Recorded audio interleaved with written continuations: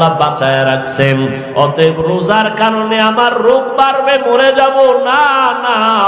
আল্লাহ রোজার এত পুরস্কার দিয়েছেন, এত দামি পুরস্কার আর কোন আমলের বেলায় দেন নাই। অতএব আমার মাওলা যেহেতু চাইতেছেন আমি রোজা রাখি, আমাকে বন্ধু বলে আল্লাহ সম্বোধন করেছেন, রোজার মাধ্যমে তাকওয়ার মাকাম দান করবেন। অতএব আমি এই বরকত ছাড়ব না। আগামী রমাজান পাবো কিনা জানা নাই, গ্যারান্টি নাই। অতএব আল্লাহর কাছে তওবা করে নেন। ও যুবক, মা বাবাকে বললাম, ও পর্দার আড়ালের আম্মা জানেরা, ও বাবাজিরা, একটা রোজাও নিজেও ভাঙবেন না, সন্তানকেও রাখানোর চেষ্টা করেন। 6 বছর থেকে রোজার অভ্যাস ছাড়ি না রে বাবা। আর আপনার সন্তান 25 বছর একটা রোজাও রাখে না, আল্লাহর কাছে কি জবাব দিবেন? এখন থেকে রোজার অভ্যাস তৈরি করে নেন। রোজা রাখলে শরীর সুন্দর থাকবে, কলবের পাওয়ার বাড়বে, অঙ্গ প্রত্যঙ্গ গুলো তাজা থাকবে।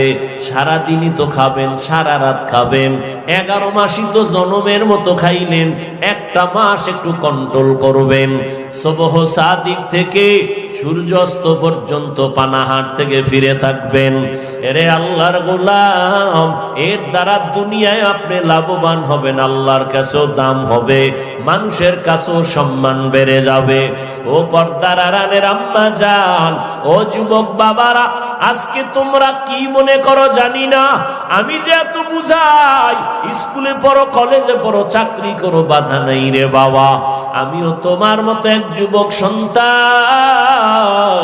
আমি যদি আজকে প্যান্ট শার্ট টাই লাগায় দাড়ি কামায়া চলতাম, কেউ বাধা দিত না। এই টুপির কারণে, দাড়ির কারণে কত গালি শুনলাম, কত বাজে কথা শুনতেছি, এরপরও সারি না। এরে আল্লাহর গোলাম, এই টুপি দাড়ির কারণে কত আলেমরা জেলখানায়, কত আলেম ফাঁসির মঞ্চে চলে গেল, এরপরও এগুলো জানি শুনি, তারপরও সারি না কেন? একমাত্র কারণ আল্লাহর কোরআন সত্য, নবীর কথা সত্য, একটা মিথ্যা নাই। এক জাররা পরিমাণ গুনাহ নিয়ে কবরে গেলে 2 পার্শ্বের মাটির চাপ।